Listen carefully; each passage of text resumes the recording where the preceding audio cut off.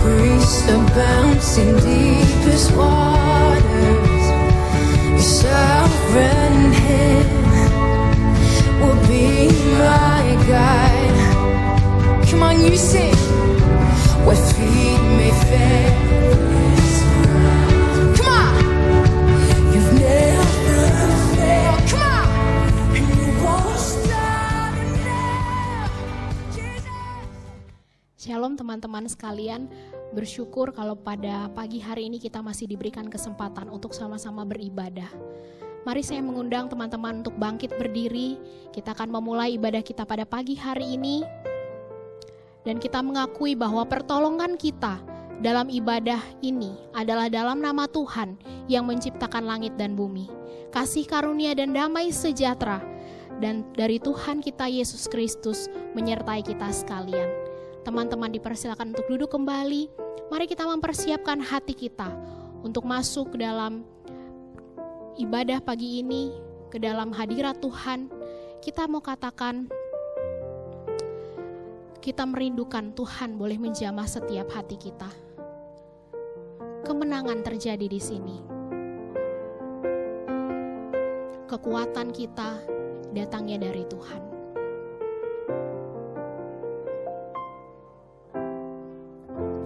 Ku menyembah dalam kudus hadirat-Mu, hampiri tahta kasih karunia-Mu Bapa.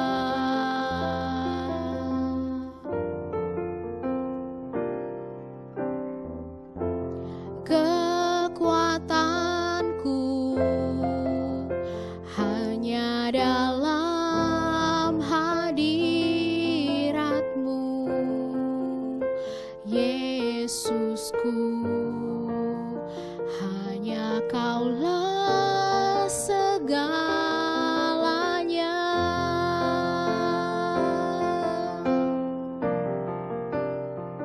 Ku yakin Kau hadir di sini, ku rasakan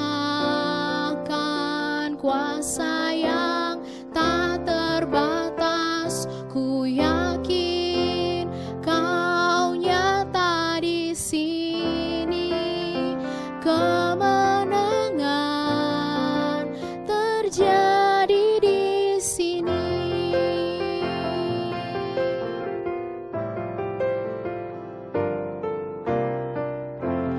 Ku menyembah dalam kudus hadirat-Mu,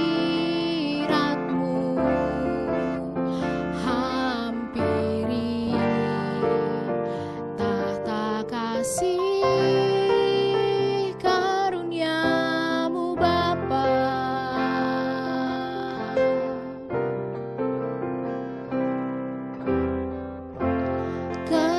Kekuatanku hanya dalam hadirat-Mu, Yesusku, hanya Kaulah segalanya.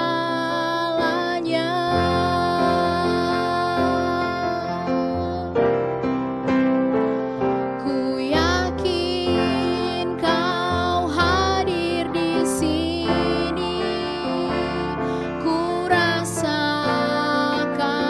kuasa yang tak terbatas. Ku yakin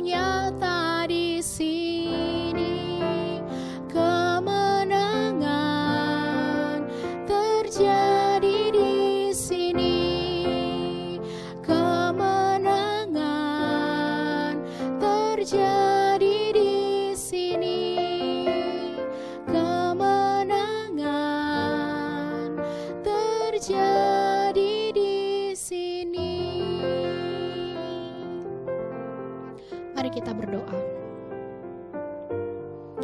Bapa di sorga, kami bersyukur untuk segala kebaikan Tuhan dalam kehidupan kami.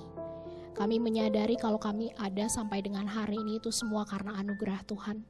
Terima kasih buat pemeliharaan Tuhan, untuk berkat Tuhan, penyertaan Tuhan yang masih terus kami rasakan di tiap-tiap harinya.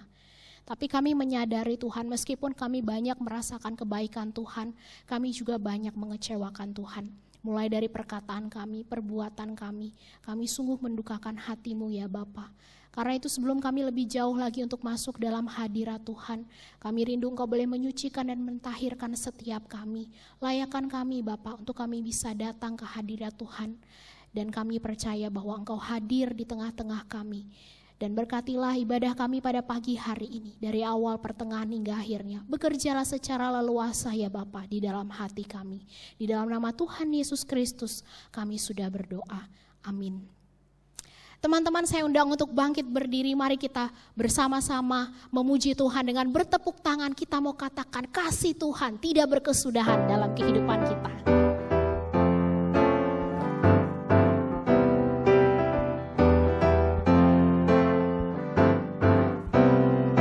Allah tak berkesudahan, selalu baru setiap pagi. Rahmat-Nya pun tak pernah berakhir seumur hidupku. Kasih Allah tak berkesudahan, selalu baru setiap pagi. Rahmat-Nya pun tak pernah berakhir seumur hidupku. Dengan sukacita ku kan menari, dengan sorak-sorai memuji. Ku naikkan pujian, haleluya, nyanyi bagi Dia Sang Raja, nyanyi bagi Dia Sang Raja. Kasih Allah tak berkesudahan, selalu baru setiap pagi.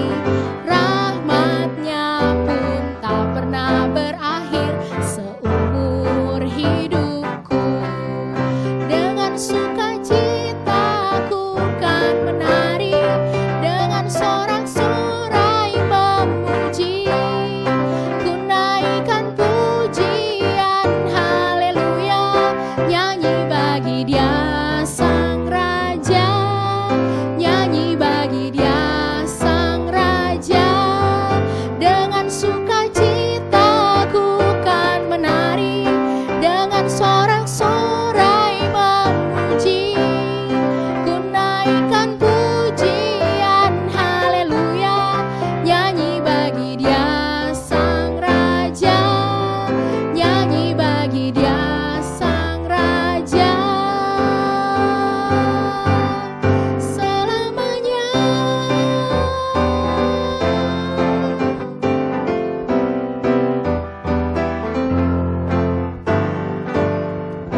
Berikan sorak-sorai untuk Tuhan. Kita masih akan terus menaikkan syukur kita. Mari kita pujikan, ku naikkan syukurku, dengan tetap terus bertepuk tangan tentunya.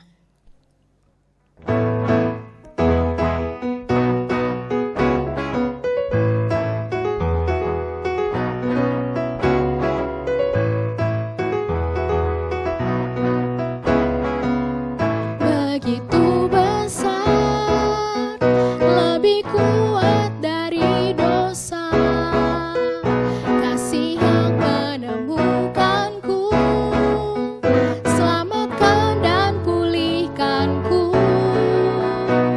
Ku naikkan syukurku, ku tak akan berhenti memuji, meninggikan nama-Mu selalu, menari, memuliakan-Mu.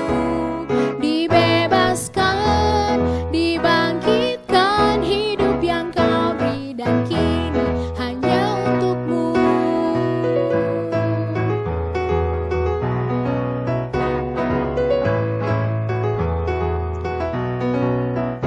Kasih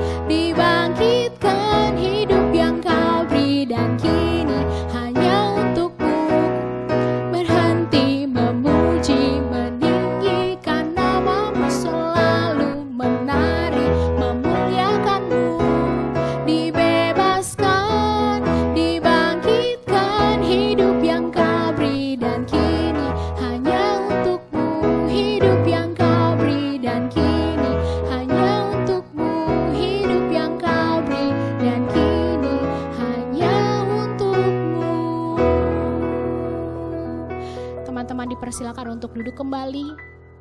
Kita akan persiapkan hati kita untuk mendengarkan firman Tuhan yang akan disampaikan oleh hamba-Nya. Kita mau bilang sama Tuhan, Tuhan saya rindu untuk semakin mengenal Tuhan. Melebihi dari semua hal.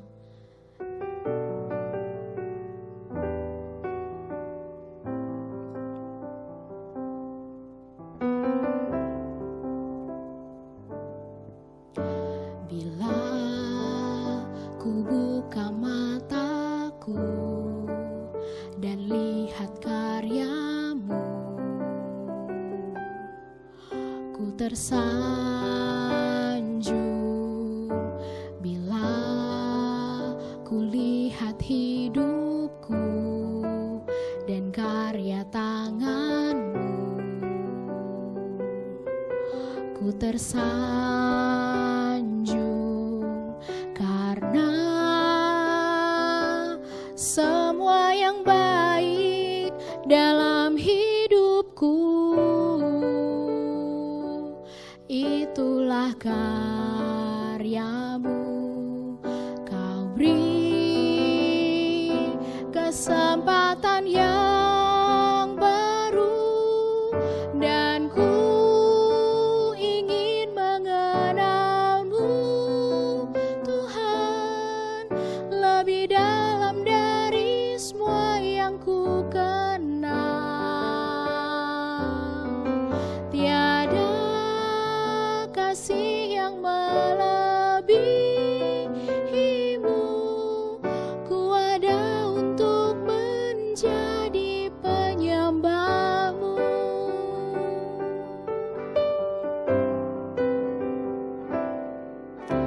Bila kulik muka mataku dan lihat wajah-Mu, ku terkagum. Bila ku lihat hidupku dan karya tangan-Mu, ku tersanjung karena semua yang baik dalam hidupku itulah karya-Mu. Kau beri kesempatan yang baru dan ku ingin mengenal-Mu, Tuhan, lebih dalam dari semua yang ku kenal. Tiada kasih yang melebihi-Mu, ku ada untuk menjadi penyembah-Mu,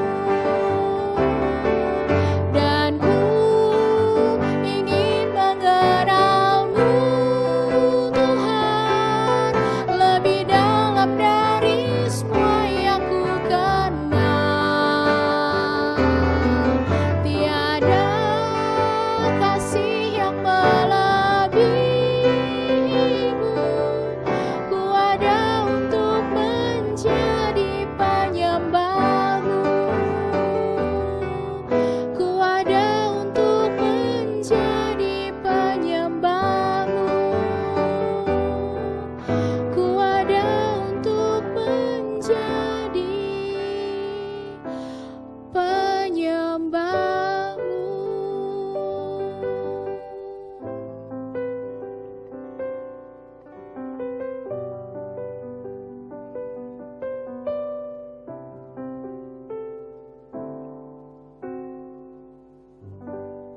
Selamat pagi.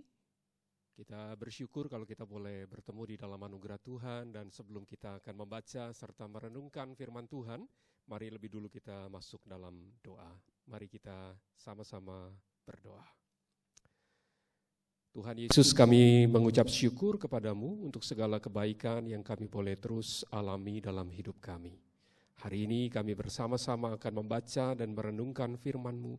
Kami mohon kiranya Roh Kudus Tuhan yang menolong, sehingga waktu kami membaca dan merenungkannya, kami beroleh kebenaran dan kebenaran itu terus mengubah kami karena kami tahu kami membutuhkan Tuhan. Terima kasih, berbicaralah dan hadirlah supaya dalam waktu yang ada ini boleh menjadi berkat bagi kami. Terpujilah Engkau Tuhan, hanya di dalam nama Yesus, Tuhan dan Juru Selamat kami berdoa. Amin. Mari kita bersama-sama melihat di dalam Injil Matius pasal yang ke-11, ayat yang ke-28 sampai dengan ayat yang ke-30. Injil Matius pasal 11 ayat 28 sampai dengan ayat yang ke-30. Begini firman Tuhan untuk kita. Marilah kepadaku semua yang letih lesu dan berbeban berat, aku akan memberi kelegaan kepadamu. Pikulah kuk yang kupasang dan belajarlah padaku, karena aku lemah lembut dan rendah hati, dan jiwamu akan mendapat ketenangan. Sebab kuk yang kupasang itu enak dan bebanku pun ringan. Sampai di sini kita membaca firman Tuhan. Yang berbahagia adalah kita yang bukan hanya membaca dan mendengar, tapi yang menyimpan dan melakukannya di dalam kehidupan kita sehari-hari. Saya mau memulai bagian ini dengan sebuah kisah yang pernah saya dengar dulu sekali cukup lama, yaitu kisah tentang seekor kera dengan angin. Suatu ketika dikatakan ada angin barat dan angin timur yang bertemu. Keduanya memang sudah lama tidak pernah akur. Dan mereka selalu menganggap diri lebih baik, lebih hebat daripada yang satunya. Dan satu ketika pada waktu mereka bertemu, mereka kemudian seperti biasanya saling menonjolkan kemampuan mereka masing-masing. Dan lalu mereka mencoba untuk berkompetisi. Pada waktu mereka berkompetisi, mereka melihat ada seekor kera yang sedang ada di sebuah pohon yang hari itu sedang duduk di sana. Maka keduanya kemudian mengambil satu tantangan, barang siapa yang sanggup menjatuhkan kera itu dari pohon yang sedang didudukinya, maka dialah yang berhak disebut sebagai angin yang terhebat. Maka dimulailah kompetisi itu. Angin barat memulainya terlebih dahulu dan dia siap-siap, kemudian dia menghembuskan angin yang keras, yang paling keras yang dia pernah bisa buat, sehingga pohon itu bergoyang-goyang dan dia pasti merasa tidak lama lagi kera itu akan jatuh. Tapi apa yang terjadi? Kera itu tidak jatuh, dia malah memegang pohon itu dengan lebih keras, dan semakin dia coba, semakin kera itu berpegangan dengan sangat kuat dan tidak pernah jatuh. Akhirnya angin barat pun menyerah, dan sekarang tibalah giliran angin timur. Dia bersiap-siap, kemudian dia mulai menghembuskan angin yang dia buat. Awalnya pelan saja, tapi terus seperti itu. Dengan lembut dia meniup, sampai kera itu yang tadinya ketakutan mulai merasa nyaman. Dan waktu dia merasa nyaman, dia mulai merasa mengantuk. Dan tidak lama kemudian dia tertidur. Dan karena tertidur maka pegangannya menjadi kendor dan akhirnya dia jatuh. Ternyata yang menang adalah angin timur ya. Yang bertiup dengan lembut sampai bisa menjatuhkan. Nah, waktu saya berpikir tentang kelembutan atau dalam teks kita ini tentang sesuatu yang lemah lembut, maka barangkali yang terbayang dalam pikiran kita adalah satu hal yang sangat kontras. Bukankah Tuhan adalah Allah yang Maha Kuasa? Dan kalau dia berkata pada ayat-ayat yang kita tadi baca bahwa dia adalah lemah lembut, saya kemudian mulai berpikir, Tuhan apa maksudmu dengan mengatakan hal itu? Bukankah itu tampaknya sangat bertentangan? Tapi mari kita lihat lebih jauh apa yang sebetulnya Tuhan Yesus mau sampaikan dalam bagian ini. Injil Matius pasal 11 khususnya ayat 28 sampai ayat yang ke-30 adalah sebuah undangan. Undangan dari Tuhan Yesus kepada semua orang, khususnya murid-muridnya yang hari itu mendengar apa yang disampaikan oleh Tuhan. Nah, undangan ini bukan sesuatu yang lahir tanpa sebab. Tentu ada latar belakangnya, ada sesuatu di belakang undangan Tuhan. Dan saya mau mengajak kita memperhatikan apa sih sebetulnya yang menjadi latar belakangnya, kenapa Tuhan sampai memberikan undangan ini dan dicatat oleh Injil Matius. Paling tidak, mari kita buka kembali apa yang Alkitab katakan. Kita melihat di dalam Injil Matius pasal 11 ayat 2 sampai dengan ayat yang ke-19, itu sebuah kisah tentang murid-murid Yohanes Pembaptis yang diutus oleh Yohanes untuk pergi menjumpai Yesus. Hari itu Yohanes masih di dalam penjara. Dia sedang bergumul, dia sedang bertanya siapa Tuhan Yesus sesungguhnya. Melihat apa yang telah dia lakukan, mujizat-mujizatnya, pengajarannya, orang kemudian bertanya-tanya, apakah dia Mesias?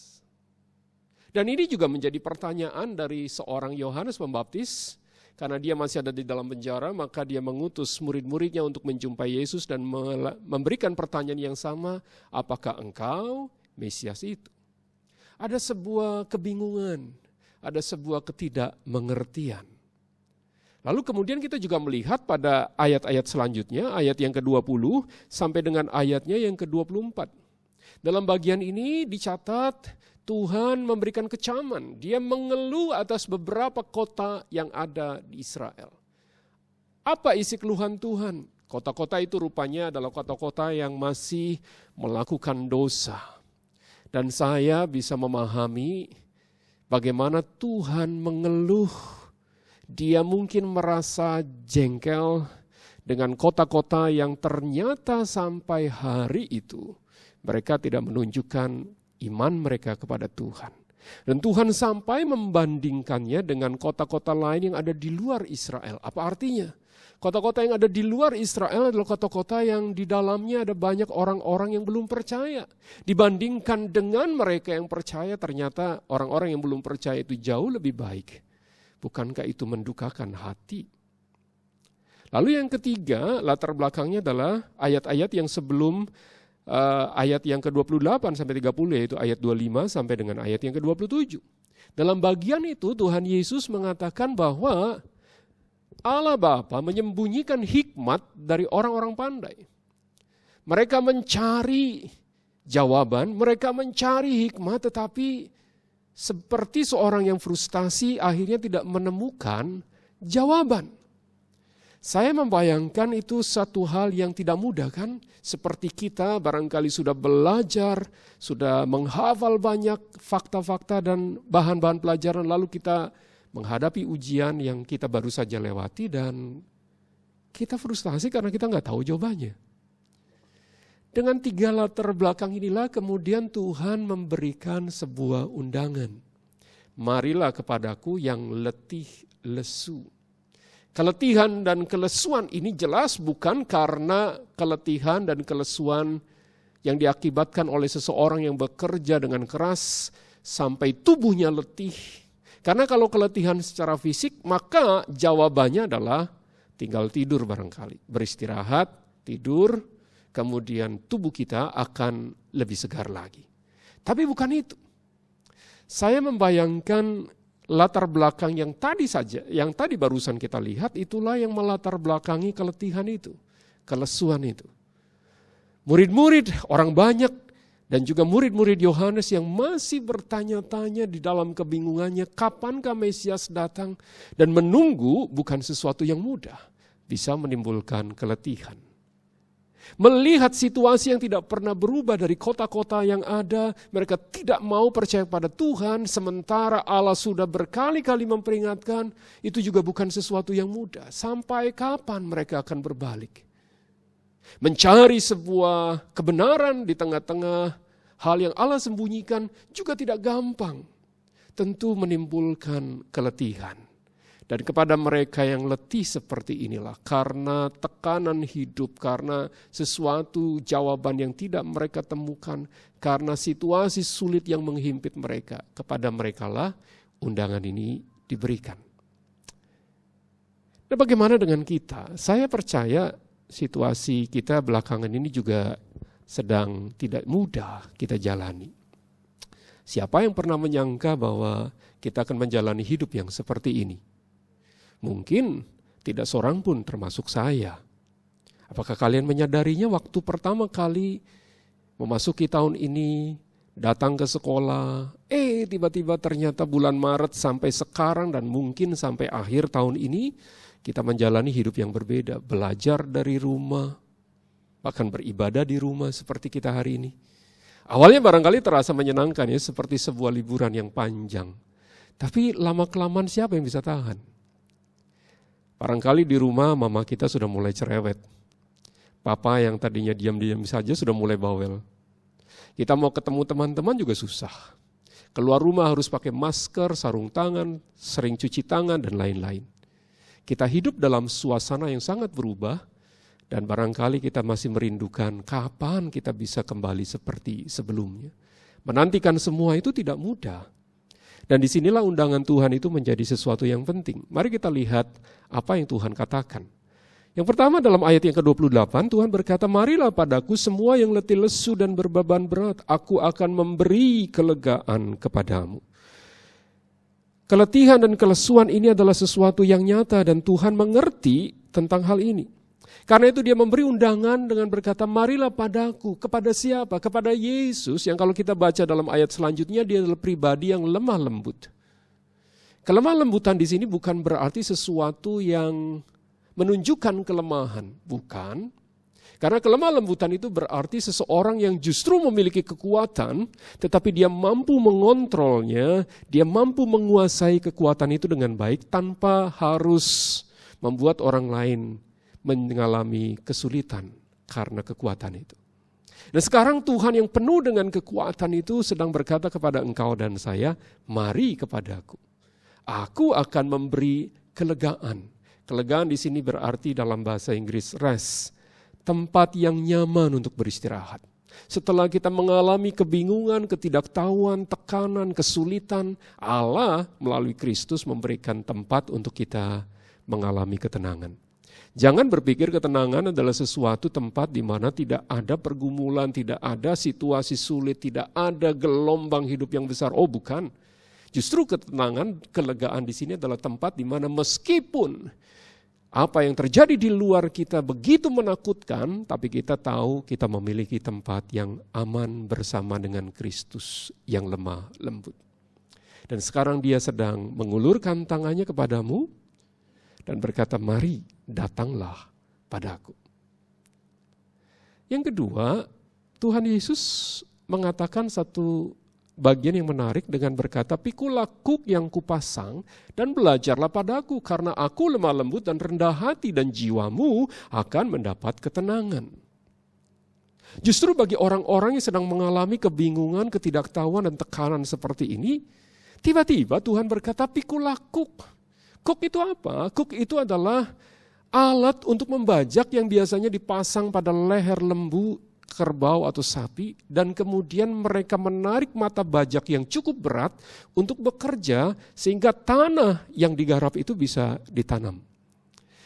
Saya berpikir, apakah kalian juga berpikir, kenapa justru pada orang-orang yang letih, yang mengalami kelesuan ini Tuhan bukannya berkata, "Biarlah bebanmu aku angkat," tapi dia berkata, "Pikulah kuk." Ada sesuatu yang kayaknya ditambahkan.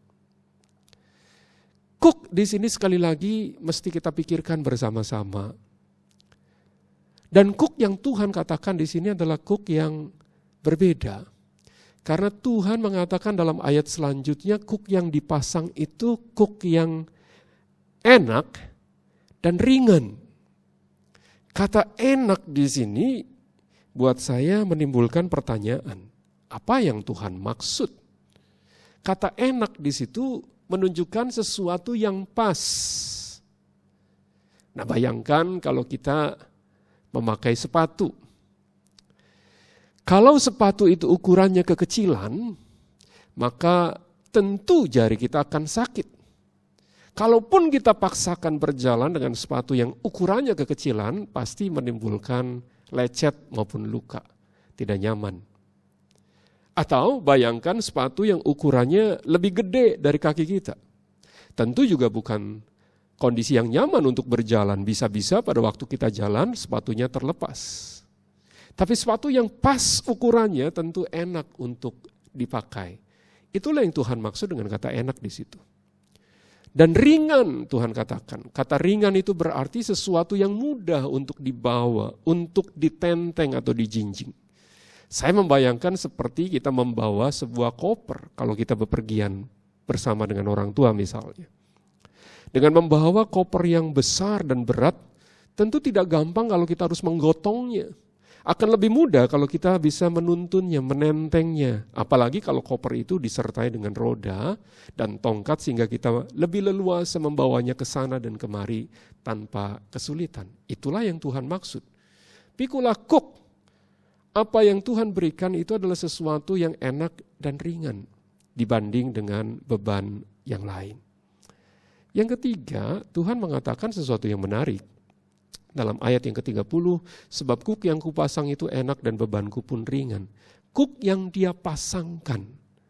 Saya mencoba mencari di dalam beberapa literatur dan kemudian menemukan bahwa kuk yang biasanya dipasang, itu dipasang untuk sepasang lembu atau sepasang kerbau untuk bekerja. Jadi bukan sekedar satu kuk pada seekor binatang dan harus menarik beban yang begitu berat. Oh bukan. Tapi kuk yang dipasang pada leher sepasang lembu. Biasanya yang satu adalah lembu yang lebih kuat, lebih senior, yang punya pengalaman yang cukup. Dan yang satunya lagi adalah lembu yang masih muda, belum berpengalaman. Dia dipandu oleh yang lebih berpengalaman. Kenapa kuk itu Tuhan berikan? Karena dia tahu kita tidak memikulnya sendiri. Kita sedang memikulnya bersama Tuhan. Dan Tuhan itulah yang membantu kita untuk mengangkat dan membawa kuk itu dengan baik. Kita tidak melakukannya sendiri dengan kekuatan kita. Tapi kita punya Tuhan yang berjalan bersama kita karena dia adalah pribadi yang lemah lembut. Dia kuat tapi dia juga tahu setiap kelemahan kita. Dia mengerti bagaimana rapuhnya hidup kita. Di tengah segala situasi yang berat, di tengah segala tekanan yang ada dalam hidup kita, Tuhan mengundang kita untuk datang dan belajar padanya tentang kelemah lembutan dan kerendahan hati. Saya mengingat satu cerita kesaksian yang pernah disampaikan dan saya mengingat betul beberapa detail dari cerita itu. Satu ketika ada seorang pendeta yang bernama Joseph Brower. Dia seorang pelayan Tuhan di bidang misi dan melayani di sebuah radio di daerah Amerika Selatan. Satu ketika, dia sedang memiliki proyek bersama dengan beberapa rekan untuk membangun sebuah rumah. Tubuhnya cukup kekar karena dia terbiasa berolahraga. Dan hari itu, pagi itu dia bekerja bersama-sama dengan beberapa rekannya. Tiba-tiba datanglah seorang anaknya yang masih cukup muda, usia belasan tahun. Datang melihat papanya bekerja itu dan kemudian ayahnya juga melihat. Maka dia memanggil anaknya. Dan kemudian mereka berdua mencoba mengangkat sebuah balok yang cukup besar dari sebuah tempat kemudian memindahkannya ke tempat lain untuk bisa dipakai dalam pembangunan rumah yang sedang dikerjakan. Joseph Brower badannya cukup gede dan kuat, karena itu dia meminta hanya dengan anaknya berdua untuk mengangkat balok tersebut. Maka keduanya memegang ujung-ujung dari balok itu. Joseph Brower kemudian menaruh tangannya pada balok itu, mengerahkan tenaganya dan kemudian mengangkatnya dan balok itu pun terangkat. Tetapi di ujung sana anaknya mencoba juga dengan kedua tangannya memeluk balok itu dan mengangkatnya. Tapi yang terjadi, balok itu yang dipegang si anak tidak bergeser. Bahkan dia mengalami cedera kedua bahunya, tulangnya bergeser.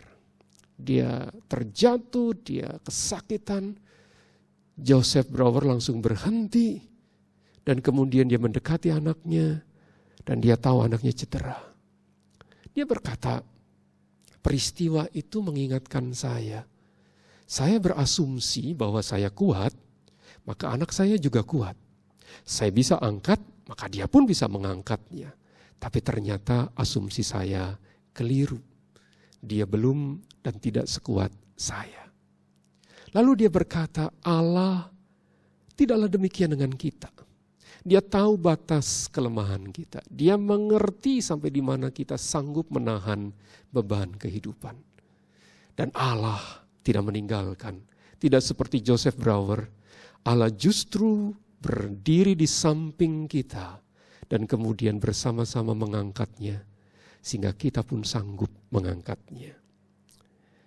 Betapa luar biasanya Tuhan kita Yesus Kristus.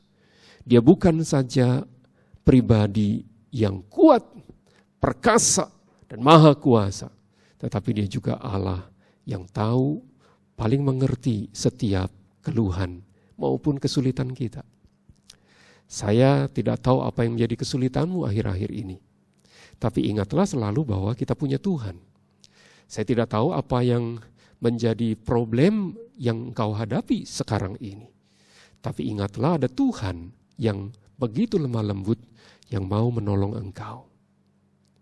Karena dia adalah pribadi yang sungguh peduli dengan hidup kita. Karena itu saya mau mengajak kita memperhatikan pesan yang saya harap kita bisa bawa pulang ke rumah masing-masing menjadi sebuah kekuatan untuk kita.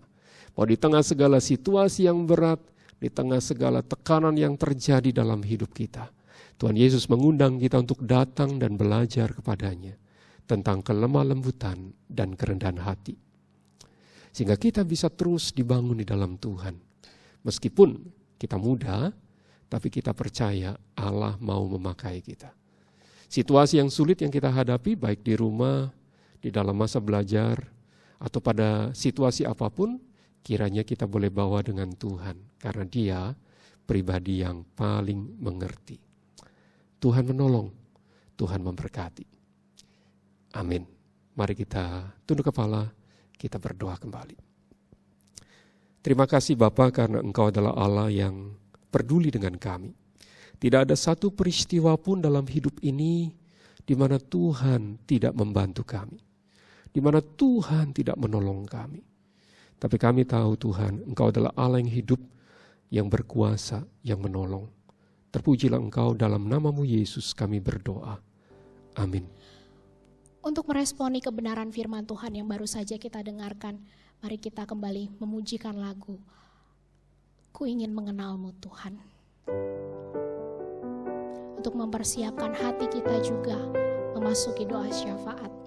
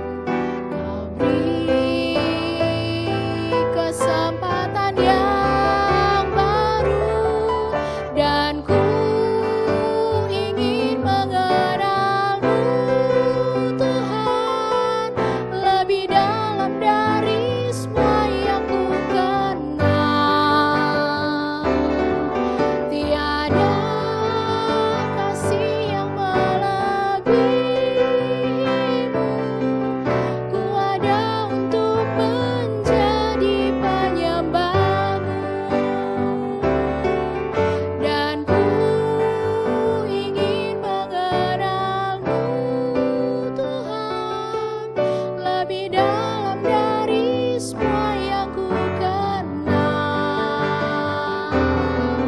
Tiada kasih yang melebihimu.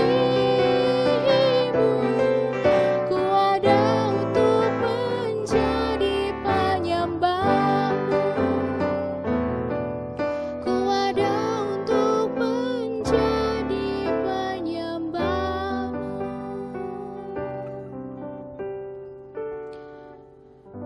Mari kita berdoa. Tuhan, kami mengucap syukur buat segala kebaikan Tuhan di dalam setiap kehidupan kami, secara khusus dalam studi kami. Terima kasih kalau kami boleh mengakhiri semester ini dengan baik, dan kami tetap menyerahkan ke dalam tangan Tuhan untuk semester baru yang sebentar lagi akan kami jalani. Kami mendoakan setiap persiapan yang sudah dilakukan supaya kami di semester baru boleh dengan penuh semangat, dengan penuh sukacita untuk menjalaninya. Kami juga terus mendoakan untuk orang tua kami dalam pekerjaan mereka. Tuhan, berikan kepada mereka kekuatan tiap-tiap harinya untuk bekerja.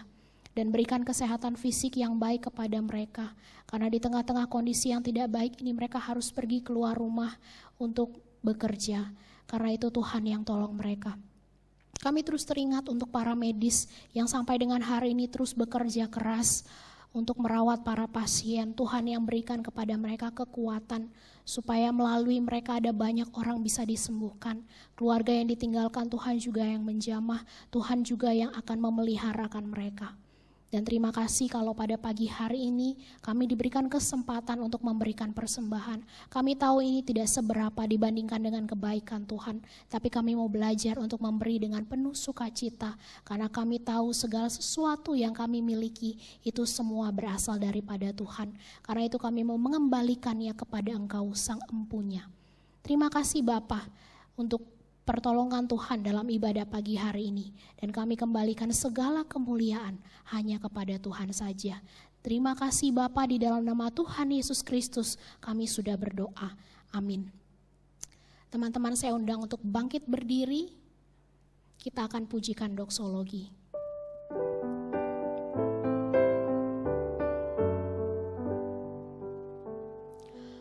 Puji Allah Bapa Putra, puji Allah Roh Kudus, ketiganya yang esa. Pohon selamat sumber berkat. Amin.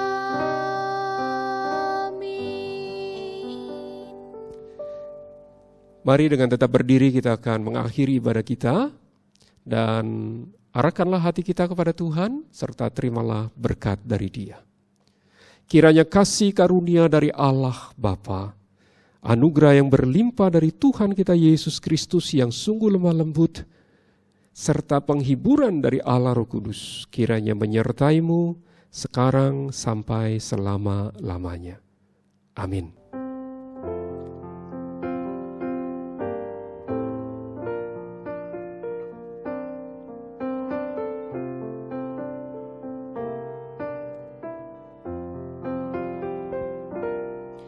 Bapa, terima kasih.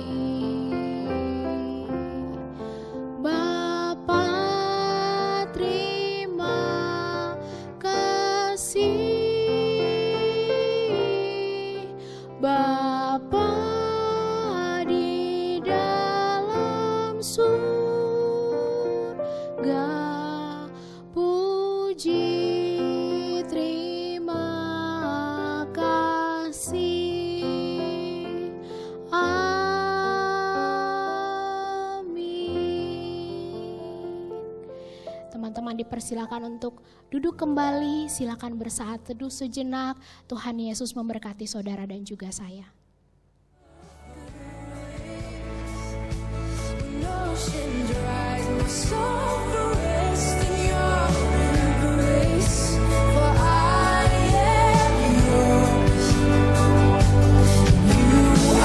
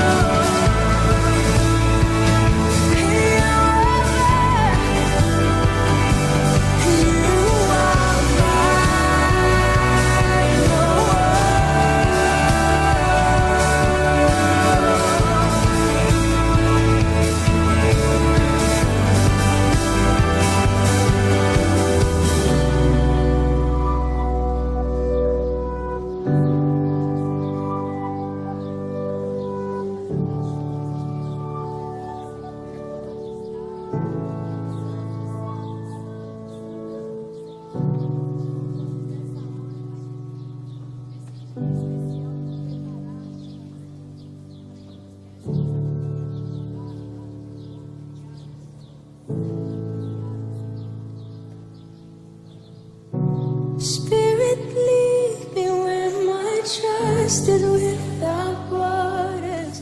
Let me walk upon the waters wherever you would call me. Take me deeper than my feet could ever wander, and my faith will be made stronger in the presence of my Savior. Come on, let it be your prayer. Spirit, lead me where my trust is without